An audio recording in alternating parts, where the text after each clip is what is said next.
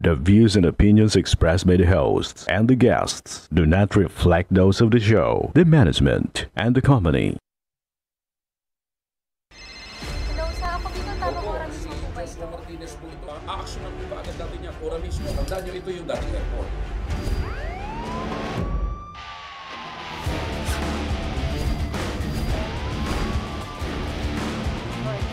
Ano namang kayong dalawa pinagchichismisan yung mga marites kayo, ha?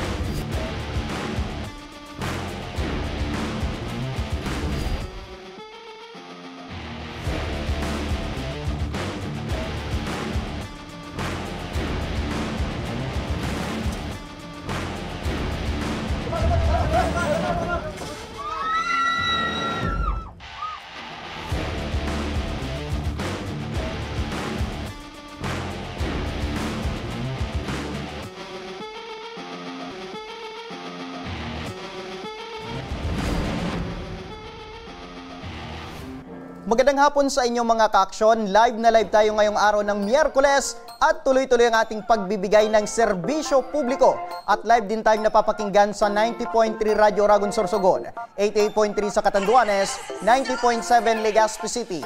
At live na rin tayong napapanood sa ating YouTube account. Napapanood na rin tayo sa Congress TV tuwing alas 7 hanggang alas 8 ng gabi, mula Lunes hanggang Biyernes sa Congress TV Digital Channel 15 sa Metro Manila, Channel 17.2 naman sa Albay at Camarines Sur, Channel 10 sa Masbate at Channel 62 sa GMA for the Box.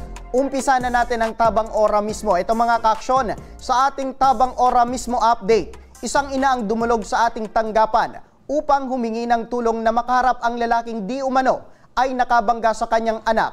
Ngunit sa halip na tulungan ang mag-ina sa gamutan, ay tinakasan lamang sila. Kaya naman ora mismo tayong umaksyon sa alalahaning ito. Ang buong pangyayari, panoorin sa kwento ni Ella Nipa.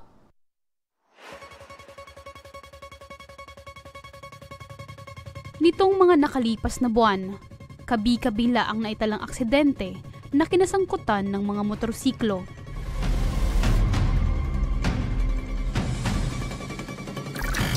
At isa na dito ay ang 6 na taong gulang na si Cristal. Alas 5 ng hapon, last April 5, nakatayo rito sa gate ng kanilang bahay ang batang si Cristal nang mabundol siya ng motorsiklo ni Alfred na galing sa iskinitang iyon. Ayon sa mga nakakita, doon pa lamang daw sa unahan ay pasuray-suray na ang takbo ni Alfred dahil nakainom umano ito. Matapos mabundol, sa hindi kalayuan, ay tumilapon dito si Cristal at nagtamo ng sugat at pasa sa kanyang mukha at katawan. Noong araw ding iyon, ay agad na ipinagbigay alam ni Lovelyn sa otoridad ang nangyari sa kanyang anak.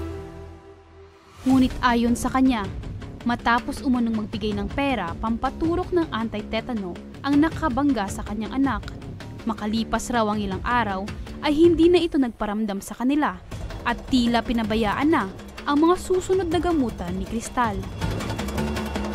Dahil dito ay nagpasya na siyang humingi ng tulong sa Ako Bicol Tabang Ora mismo ni Congressman Zaldico. Magandang hapon po, Ma'am Lynn. Kamusta na po itong anak niyong si Cristal? Si Cristal po, ayos naman po siya na gumaling na po ang kanyang mga sugat dito kasi nagkabukol-bukol po siya, sir. Apo. Ang tama niya po ay sa kanyang ulo, lalo na po dito sa may noo. Okay naman. Pero yung ngayong mga nakaraang araw ay may nararamdaman pala itong anak mo. Opo, sinabi niya po nung mga 3 days na po after now, na sabi niya, "Ma, bakit pag sumisigaw ako, mama, masakit dito?"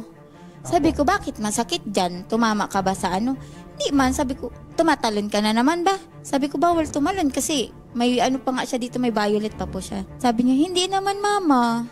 Sabi ko, "Ano nangyari?" Sabi niya, "Baka mama yung pagkabangga ko pa to." Sabi ko, "Ano kaya kung ipa-check up ko?" Kaya gusto ko sana siyang sir, na ma-approach. Sa ngayon, ma'am, ano po yung gusto mong mangyari? Kung hindi po talaga siya mapakiusapan, sir, sana makasuhan na lang or matanggalan ng lisensya. Kasi po, kung iba-ibang nanay po na mahina po ang loob na hindi ilalaban yung mga karapatan ng anak niya, paano naman po yung mga bata? Kung sa iba po ginawa. Kasi mga kaaksyon, sinubukan natin na tawagan si John, ngunit hanggang ngayon ay hindi po ito sumasagot. Ringing pa lang itong cellphone niya. Kaya ngayon, dumako tayo sa kanyang barangay. Nandito na si Miss Rebecca Sunga, ang barangay secretary ng Pawa, Tabaco City. Maitanong ko lang ma'am, ilang beses na po nangyari itong pagpatawag nyo dito kay John at Lovelyn? Isang beses pa lang po, sir. Sumipot po ba ito si John? Hindi po siya sumipot. Kasi kanina ma'am, na-interview po namin si Alfred at sabi niya, itinatanggi niya raw na hindi siya tumutulong dito sa gamutan ni Cristal. Ang sabi naman po kasi sa akin ng respondent, willing siyang tumulong. Sabi ko, tulong-tulong na lang ako kayo. Kasi kako, kung wala ka kakong pera, basta kako, dapat maayos kayong mag-usap. Magtulungan na lang po kako kayo. Pero sa ngayon ma'am, meron na po ba tayong plano na ipatawag muli itong si Lovelyn at si Alfred sa inyong barangay?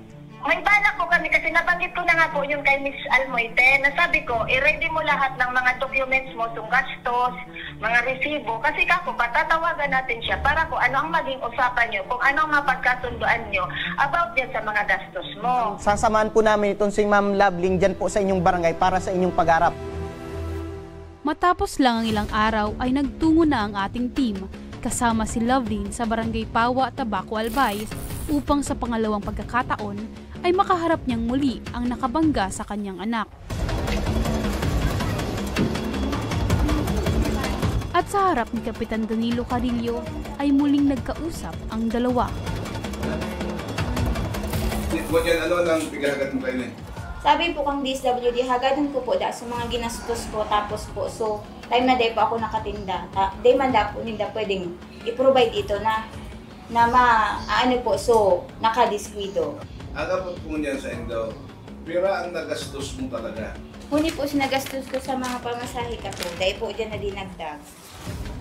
Huni po. Nasa pira yun eh. Yan po, may mga resibo po yan. Tapos huni po, may ano pa po, x-ray chest pa po, na nakaano. Kung dapat inasikaso mo, dapat makakutulog siya. Alam mo no, worse come for worse. Pag ikaw naka-aksidente, ikaw nagdara kang Manibela, whether nakasalan ba o manikasalan, may pananagutan ka. Ikaw nagdara kang Manibela. Ikaw nakabangga, mag-aking pa pati. Ano yung masarili. So, sa mo talagang kuhaan. Tayo masabi niyan, magkasalang pa ka na, tayo ka nagdara kang Manibela, sa mo ba yan? O yan na, ikaw na Alfred, anong masasabi mo? Konti-content ko po. Yung sa mga pamasahe po. Yung pakunti-kunti na yan, tanongin ko lang ka, tuwing kailan ka po pwedeng magbigay kay madam? Kada cut po. Kada cut po. Okay yun sa'yo mo. Kada? Cut po. 15-30. Pero kaya mo sa 15-30. Mga pwede man po, 1K. 1K? 15, yeah. 15, 1K. Another 15, 1K. Sa huli ay nagkasundo ang dalawa na babayaran ni Alfred ang mga ginastos at mga gagastusin pa ni Lovelyn para sa pagpapagamot ng anak. Babayaran rin niya ang mga araw na hindi nakapagtinda si Lovelyn dahil sa pagpapagamot dito. Matapos ang naging pag-uusap ni Lovelyn at Alfred sa barangay, ay minabuti na rin ng Ako Bicol Tabang Ora mismo ni Congressman Zaldico na samahan ng mag-ina sa ospital upang mapa-x-ray na si Cristal. Dahil sa naging agarang pagtugon ng programa at ni Congressman Zaldico sa problema ni Lovelyn at ng kanyang anak, ay labis ang kanyang pasasalamat. Salamat po sa Tabang Ora mismo. Happy na po kami na pagamot na po yung anak ko. Tapos nasolusyonan ko yung mga problema ko po. Tungkol po sa paghahabol ng pagpapagamot po ng anak ko. Salamat po, Mr. Zaldico, sa inyo pong programa. Sa lahat-lahat po ng staff, salamat po sa pag-aasikaso. Marami pong salamat sa tulong nyo. Kahit po mga ordinaryong tao kami, natutulungan nyo po at tinutukan nyo po yung mga concerns namin. Thank you po.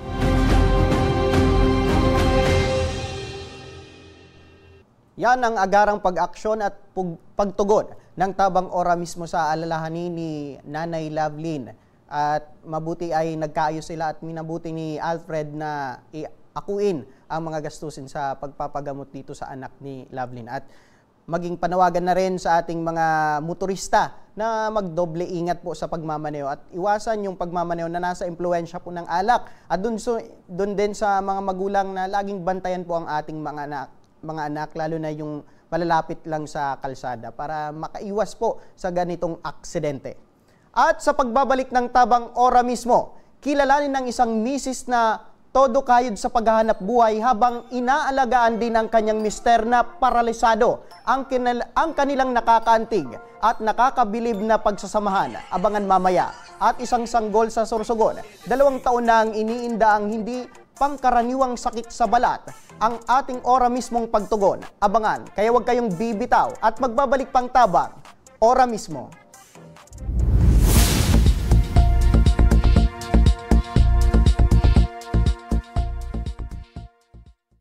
Marahin aldaw sa Indo Gabos.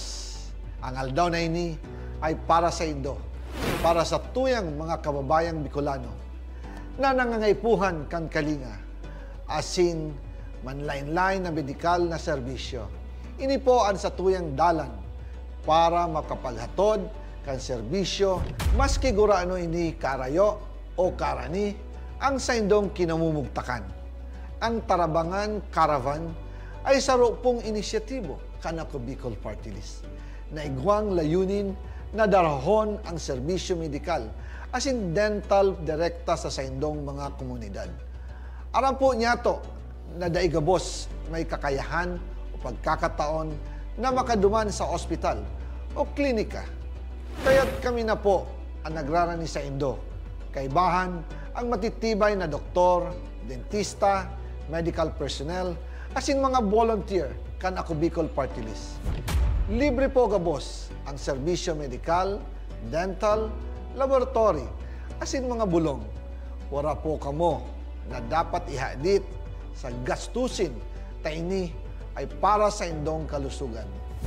Kaiba taman po ang satuyang programa ang libreng gupit asin masahe para sa satuyang mga kababayan. Maliban digdi, may local recruitment activity man kitang unyan. Ini po sarong biyaya para sa satuyang mga kababayan na nag-aanap kitrabaho. Sana po ay makatabang ini sa Indo. Tangani, makaanap ki mga bagong oportunidad para sa Indong pamilya. Mga kababayan, buya ko pong ipaabot sa Indo na ako Bicol Party List permi yaon para sa Indo. Sadto ngunyan asin sa maabot. Kami po ay padagos paglilingkod sa bawat Bicolano. Kami po ay nagpapasalamat sa saindong padagos na suporta. Habang yaon ang suporta kan kada Bicolano sa ako Bicol Party List, padagos po niya to dadarahon ang mga programa na direktang nakakapiktar asin nakakatabang sa Saindong Gabos. Sa giraray, dakulaw pasasalamat po sa indong pagtangkilig asin pagtitiwala naway padagos niya tong ipangadji ang mga kalusugan asin kaligtasan kang bawat saro. Padagos po kitang magtarabangan asin magkasararo para sa mas malusog asin masiglang Bicolandia. Dakulang salamat po asin maray na aldaw sa Indong Gabos.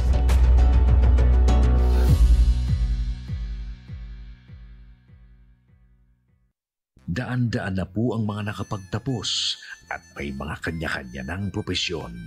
Sa kanilang pagpupunyagi, walang masidlan ang kanilang mga ngiti. Yun at sa Gabos, nagpapasalamat po ako sa AKB. Gusto ko lang po magpasalamat sa Ako Bicol sa opportunity na tigtatao po arog po sa kuya na estudyante.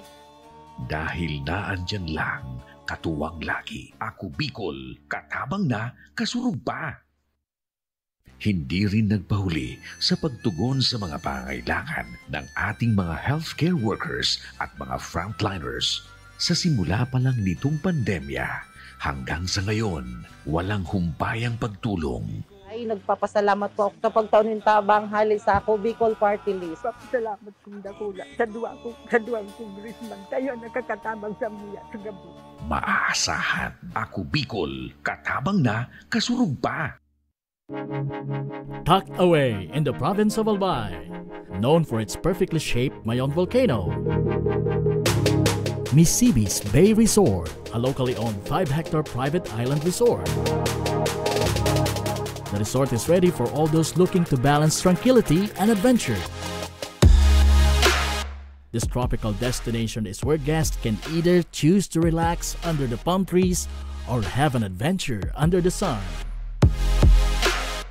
It features modern and luxurious rooms and villas, recreational facilities, and sophisticated services.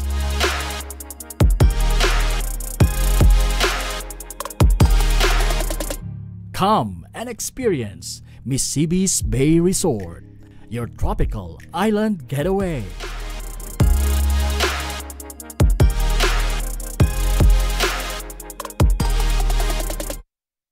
Problema sa tubig, agarang binigyang solusyon. Nagpatayo ng mga solar-powered water supply system sa mga liblib na lugar. Libre, malinis at maaasahang supply ng tubig 24/7. Dakulaon ng pagpapasalamat niya mo. Dahil may kamalilinwan habang kami nabubuhay. Dakulaon nining tabang para sa gabos na tao digdi. Salamat po. Para sa ating mga kababayang nasa laylayan, Ako Bicol, katabang na, kasurug pa. Libo-libo na ang mga nabigyan ng tulong medikal. Bata, matanda, kahit sino man, lahat ng mga may karamdaman, may maaasahan. Nagpapasalamat sa Ako Bicol Party List. Hindi po namin makakalimutan ang tulong na dinala ninyo dito sa aming bayan. Maraming salamat po. Dahil iisa lang ang tunay na nagmamalasakit. Ako Bicol, katabang na, kasurug pa.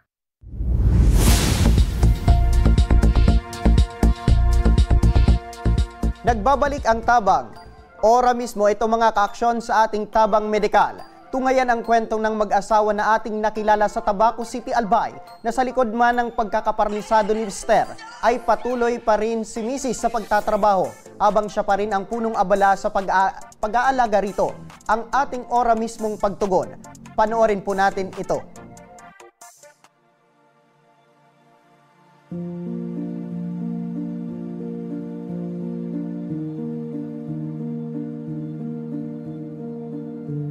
Sa saro pong magurang, saro para po sa saro pong ina. Dipisilong po na maang agong po na yun na nakayro na may hilang na siya, dahil na siya nakakatrabaho. Grabe po talaga ang kadipisilang kong pigdadanas. Pag ganun po talaga ako maray. Ikakaya ko po ang gabos para po sa sakuyang mga aki, para po sa pamilya ko. Tigigibo ko po ang gabos bilang saro pong magurang.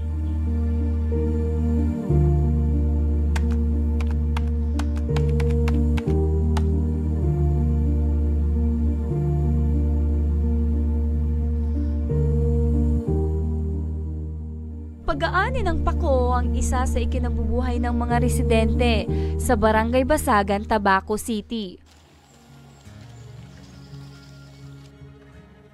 Isa na rito si Ninita Barquilla. Sa pagtitinda ng pako, mag-isa niyang itinataguyod ang kanyang pamilya.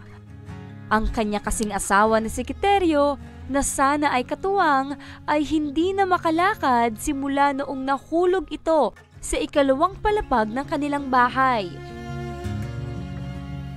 Nangyari po sa kuya pong agong. Nagsakat po siya sa bubong may, tapos naputol po suhagyan na nakawaya. Pagbagsak niya po, di na siya nakalakaw. Di man po siya na-operaran ka ito. Paano po ka ito pandemic? Ida na sana siya, di na siya maski nakabuhat, di na siya nakakabuhat. Nakakateter na po siya. Halos 2 taon po siya nakakateter. Tapos nangunyan po, nahalik man sa itong kusa sa kateter, nakaihi na siya po ngunyan. Pero ang ihi niya, so nadilipisilan ng gararay siya. Mahirap para kay Ninita na makita umano ang kalagayan ng kanyang asawa. Kaya naman kahit mainit at masukal na kabundukan, hindi ito alintana ni Ninita para makakuha ng pako na kanyang ibibenta. Sa kabila ng kanyang paghihirap na makahanap ng ibibentang gulay, kalakip nito ang bigat sa kanyang kalooban na hindi niya mabigyan ng magandang kinabukasan ang kanyang pamilya. Ang saro po mapagalon sa pagkabuhay may subulong kang agong ko. So pag-eskwela kang mga aki ko, so pagkakanime. Grabe po ang pagbabago kang alos kang may agom akong nakakatabang sa kuya kaysa ngunya. Ipisilon po talaga para sa sarong magurang, para sa sarong ina. Halos madamis na nabablang po ang utak ko. Grabe talaga. Halos po minsan hindi na po kaming maikakain.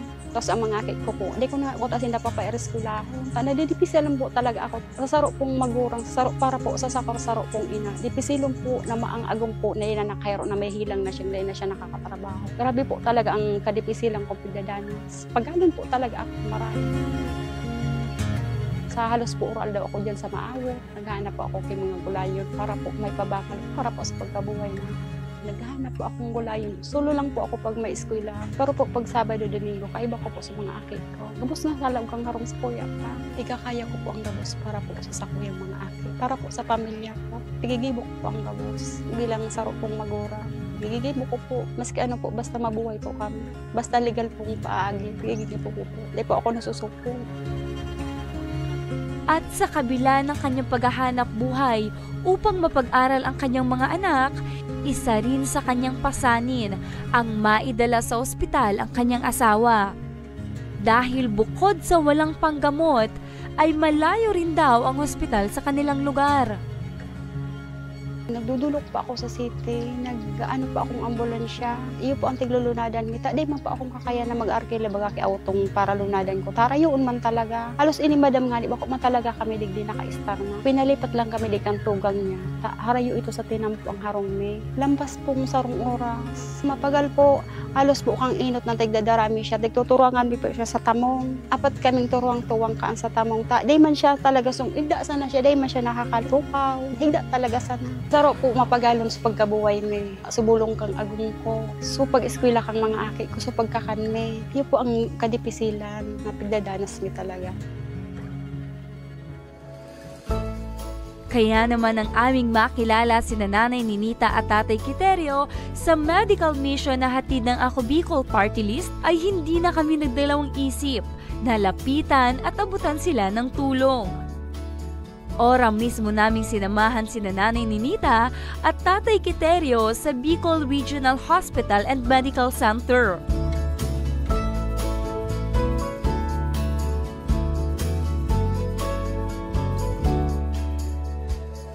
Ayon sa doktor na sumuri kay Tatay Quiterio, kailangan daw umano nito dumaan sa magnetic resonance imaging o MRI. At sa resulta na lumabas, kailangan sumailalim sa operasyon ni Tatay Quiterio na matagal ng umanong pangarap ni Nanay Ninita upang mapabuti ang kalagayan ng asawa. Pero gusto ko man po talaga siyang maoperaran ta. Gusto ko pa man siyang makalakaw. Ang mga akit ni Bagasara, di ba ko pa man na, di ba man talaga sila nakakatabang. Tabangan pa ta. Nag-ereskwela pa. Ugmahon siya kung makalakaw pa da siya, na sana maoperan da siya, ta makalakaw pa, na makapaghanap buhay pa da siya. At handa namang tumulong ang aming programa sa gagawing operasyon para kay Tatay Quiterio. Nagpaabot din ng tulong ang aming programa para sa 3 anak ni Nanay Ninita at Tatay Quiterio para sa nalalapit na balik eskwela. Maraming salamat po sa mga tabang pong pigtataon nindo. Araw po kayo ni mga gamit kan sa kuya pong mga akin. Nakulao na po ining tabang para sa kuya po. Ayun sa kuya pong mga akin. Pati po ini pong grocery ini. Nakulao na po ining tabang para sa inda. Igwa po sinang pambalon-balon pag-eskwela ninda. Salamat po, Ako Bicol. Saludo ang aming programa kay Nanay Ninita na isang dakilang ina na may matibay na loob at pagmamahal na handang magsakripisyo para mairaos ang kanyang pamilya.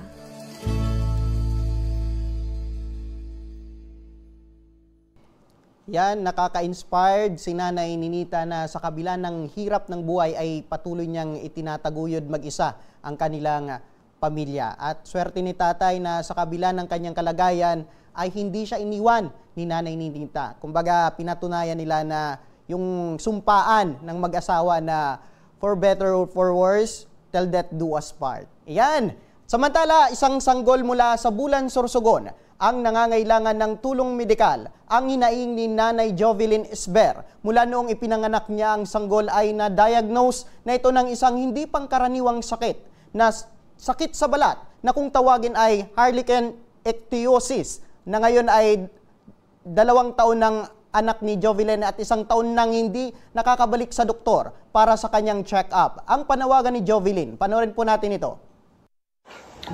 Magandang araw po, Tabang Ora mismo. Ako po si Jovelyn Esber. Ako po ang nanay ni Ken. Si Ken po ay may sakit na Harlequin ichthyosis. Ako po ay lumapit sa inyo upang humingi po ng tulong para sa kanyang mga pang-check-ups at laboratories at maging sa mga pambili po ng gamot niya, ng maintenance po. Marami pong salamat. Yan, makakausap natin si Jovelyn. Magandang hapon, Jovelyn. Ayan, naputol ang linya at tinatry po natin na tawagan muli ito si Jovelyn dahil mula yan sa Bulan, Sorsogon na nangangailangan ng tulong medikal para sa kanyang anak na dinapuan ng sakit sa balat. Hindi po ito pangkaraniwan. Ano? Ayan. Opo, magandang hapon, Nanay Jovelyn. Magandang hapon, Nanay Jovelyn. Magandang hapon po. Opo. Kamusta na po itong anak niyo, Ma'am Jovelyn? Sa ngayon po, okay naman po yung skin niya. Opo, so kailangan lang po talaga ng maintenance po para sa mga lotions po, tapos sa mga gamot niya, tsaka po sa check-ups and laboratories po. Opo. Mama, itanong ko lang, Ma'am Jovelyn, bakit 1 taon na ang lumipas nang huli po ninyong napa-ospital po itong anak nyo? Kakulangan po, financial po. Medyo may kamahalan po ito, Ma'am. Opo. Opo, nung nasa ospital po kayo, ano raw sabi ng doktor patungkol po dito sa kalagayan ni baby? Sa kalagayan po ni Ken, ang kalagayan po ni Ken ay ang habang buhay na daw po. Wala pa pong lunas sa gamot ay sa niya, sa kanyang sakit. Opo. Ano daw sabi ng doktor? Anong yung dapat gawin o remedyos para sa kalagayan ng iyong anak? Kailangan po ng patuloy lang po ng paglagay ng mga lotions niya po. Opo. Po, anong mga may iinumin siyang gamot. Opo. Ano yung mga gamot, Ma'am, na iniinom niya at mga sinasabi niyo nga yung lotion na pinapahid niyo po dito kay Ken? Yung mga lotion niya po, Avenate, tsaka Cetaphil po. Tsaka yung panligo niya din po, Cetaphil. Yung gamot naman po, bago po siya makainom ng gamot, kailangan po makapakita po sa mga nirefer po na doktor. Bali, 4 po. Opo. Nasa magkano po yung nagagastos nyo dito, Ma'am? Hindi pa po namin alam, sir. Kasi po, di pa namin napapakita po. Opo, itong mga lotion, Ma'am, na pinapahid nyo po dito kay baby, nasa magkano na po yung gastos nyo? At itong gamot na sinasabi nyo po, Ma'am? Sa lotion po, sa 1.5 po yung Cetaphil. Opo. Opo. So, medyo may kamahalan po ito, Ma'am? Opo. Sa tapit pa lang po yun. Opo. So, ngayon, Ma'am, kamusta po itong trabaho nyo, Ma'am? At ano po yung trabaho ni Mister? Ako po sa ngayon, wala pa kasi ako po yung nag-aalaga kay Ken. Opo. Yung mister ko naman po, mekaniko. Nasa magkano naman, Ma'am, yung kinikita niya sa kada araw? Ang araw-araw po, minsan po, 500. Sumasapat naman po ito sa pangangailangan nyo sa pang-araw-araw at sa gamutan po ni Ken? Hindi po sapat. Opo, so paano po kayo? Saan po kayo kumukuha, ma'am? In case po nangangailangan po kayo ng lotion, saan po kayo kumukuha ng pambili noon? Minsan, nagbibigay yung mama ko po. So, Yun lang po, yung nagbibigay. So tulong-tulong na po kayo. Kumbaga humingi na po ng tulong sa pamilya mo para sa gamutan po ni Ken. Opo. Pangilang anak mo po ito si Ken, nanay? First baby po. Opo, tapos sa pamilya niyo, ma'am, first time po ba ito na magkaroon ng ganitong sakit po sa kumbaga sa pamilya niyo, ma'am? May history ba na ganito pong senaryo na meron pong sakit na ganito? Wala po. Sabi po nung lola ko, wala daw po history sa side ko. Sabi po nung pulang ni ko, mister ko, wala din po sila sa, wala pong history. Kaya di po namin alam. Opo, nung una nyo pong napatingnan po ito si Baby Ken, ano daw sabi ng doktor? Ito ba'y nagagamot or delikado po ba ito? Ano na po, lifetime na po ni Ken. Pero may... na po yung sakit niya. Opo, pero may chance po na pwedeng magamot po ito. Yung gamot po. Yun yung makakapagpa-hina ng niya, ng pamamalat niya. Pabilis po kasi mamalat si Ken. Opo, ano po yung madalas na epekto po nitong sakit niya, ma'am, dito sa kay baby? Ngangati po, minsan. So ano yung, pag nakikita niyo po na, kumbaga, nakakati po itong anak niyo, ano yung ginagawa niyo po, ma'am? Nangangati na po siya. Apply naman po ng lotion. So pag nakikita niyo po na parang nangangati po itong anak niyo, ay agad niyong pinapahiran po ng lotion. Papahiran. Gaano kahirap, ma'am, na makita po itong anak niyo na nahihirapan dahil sa kanyang sitwasyon? Sobrang hirap po.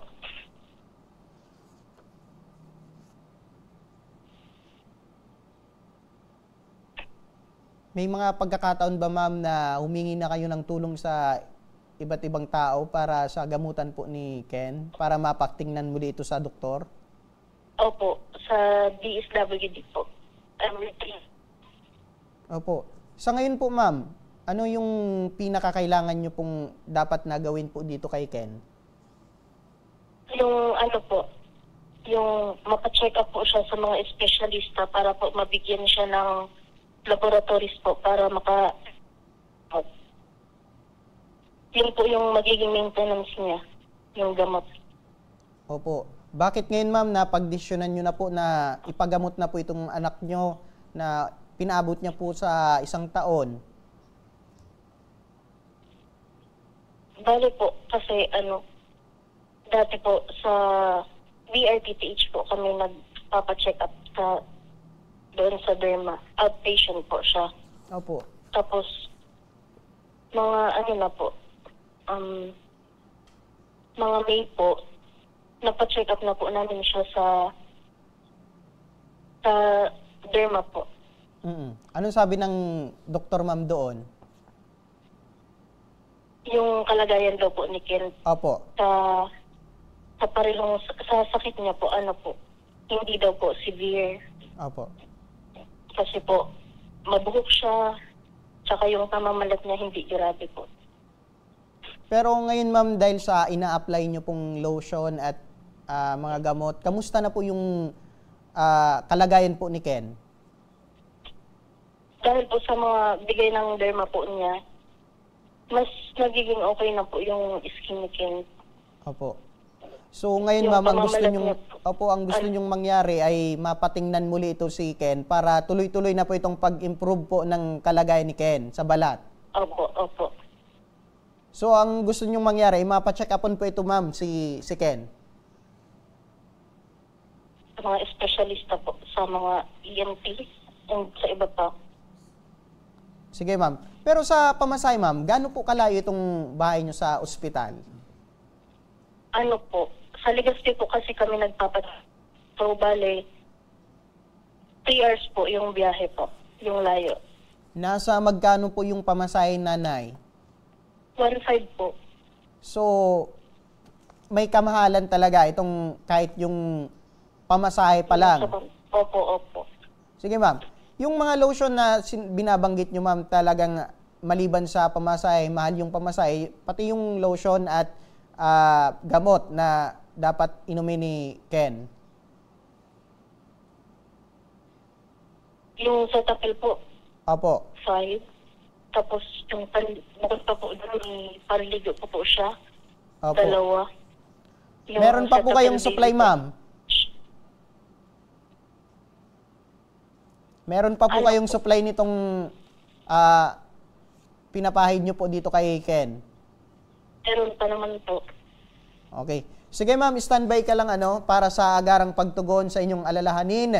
Nanay Jovelyn, nasa kabilang linya ng ating telepono si Ma'am LV Sedeño. Siya ang coordinator ng Ako Bicol Party List. Magandang hapon Ma'am LV. Yes po, good afternoon. Apo, narinig nyo po Ma'am LV ang aming usapan patungkol po dito sa anak ni Nanay Jovelyn na kakaibang sakit sa balat. Ano pong maaaring matanggap nila Nanay Jovelyn mula sa Ako Bicol Party List?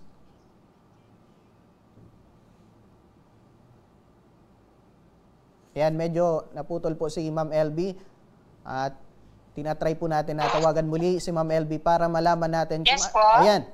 Ma'am LB, sa muli ang tanong ko po ay, ito po, meron po tayong kababayan mula sa Bulan, Sorsogon, si Nanay Jovelyn at ang kanyang alalahanin ay mapa-check up po itong anak niya na meron pong hindi pangkaraniwang sakit po sa balat. Ano po yung maitulong po ng Ako Bicol Party List dito kay Nanay Jovelyn?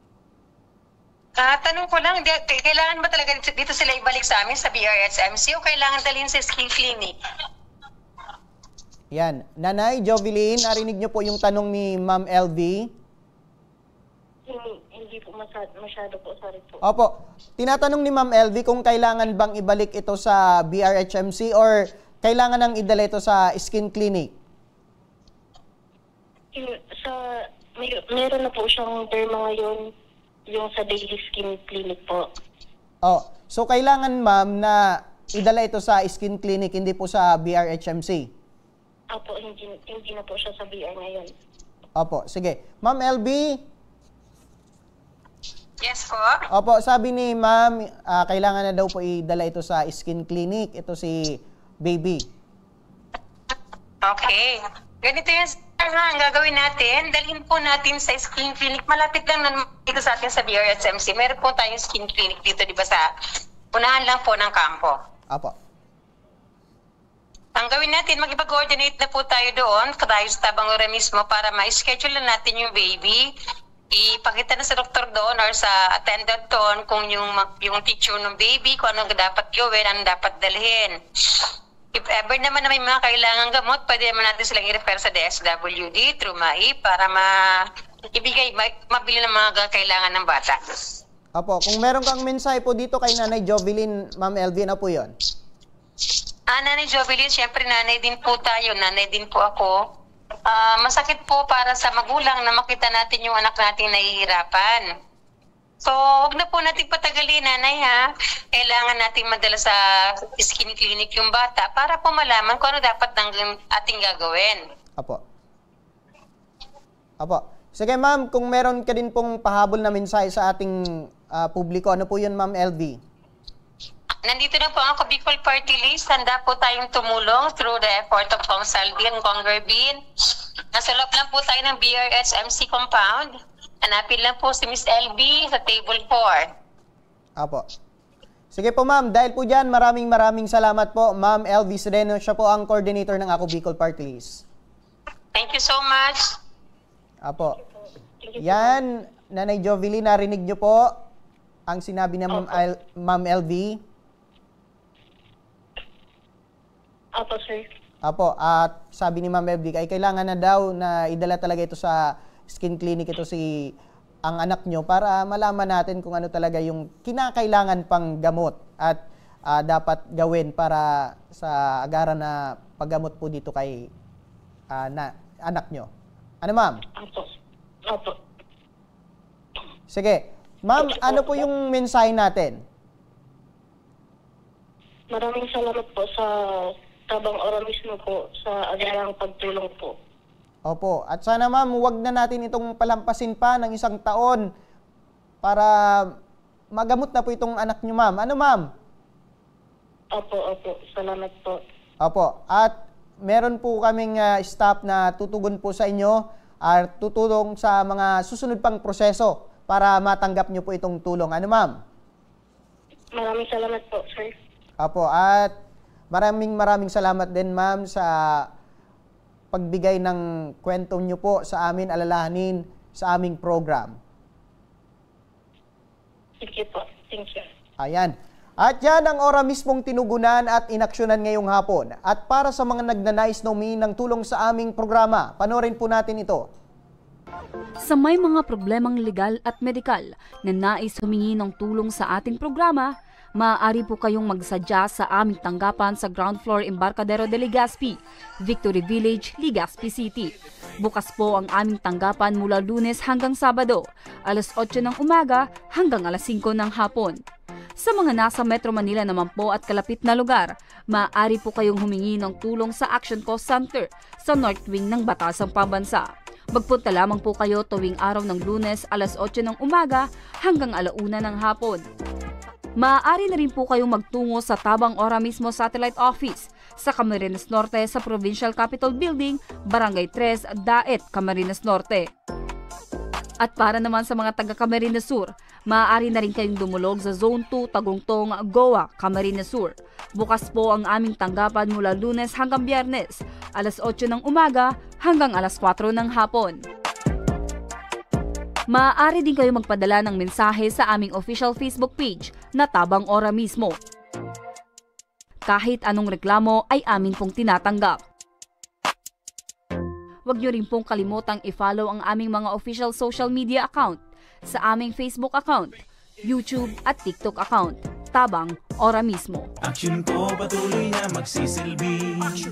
Action po sa mga nangangailangan. Hanggang bukas mga ka-aksyon, sama-sama pa rin nating aksyonan ang mga problemang medikal at legal. Ito ang programang may paninindigan, tutugon sa inyong pangangailangan. Ako po, si Nomer Corporal at ito ang Tabang Ora mismo. Action ko sa mga nangangailangan. Action ko lahat ay dadamayan. Noon at ngayon tayo'y sinamahan. Action ko patuloy na magsisilbi. Action ko sa mga nangangailangan. Action ko lahat ay dadamayan.